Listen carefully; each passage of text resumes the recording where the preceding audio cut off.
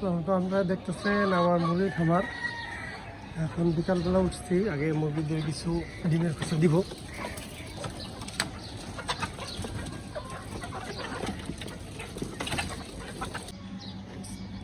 আসসালামু আলাইকুম। এটা হলো আমার ছাদ বাগান। 2 দিনে বৃষ্টিতে আলহামদুলিল্লাহ দেখতে পাচ্ছেন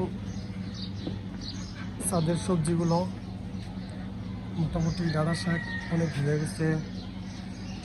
যে মিষ্টি কুমড়া গাছটা অনেকটা বড় হয়ে গেছে বৃষ্টির দিন আলহামদুলিল্লাহ।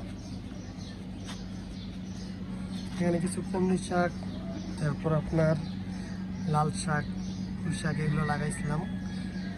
যখন বৃষ্টি ছিল না, প্রচুর গরম ছিল, তখন দেখা গেছে যে আমরা রাত্রে 12টার পরে পানি দিতাম, মাটিটা একটু ঠান্ডা হওয়ার পরে। আর এই যে মিষ্টি কুমড়া গাছ এখন একটা লাগানো, মাশাআল্লাহ এটা অনেকটা মোটামুটি বড় হয়ে গেছে। বৃষ্টি পরে দেখেন কত সুন্দর একটা পরিবেশ।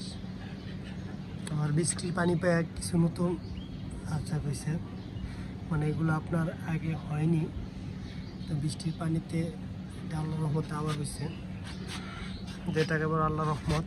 এখানেও একটু লাগাইছিলাম, যে টবগুলো পয়রা থাকে সেগুলোতে লাগানো, যেখানে পুঁই শাক আছে। এই এরকম করে আল্লাহ রহমতে আমার ছাদ বাগান।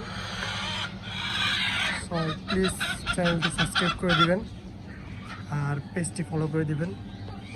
এখানে দেখতেছেন এটা হলো আমার মুরগির কলোনি।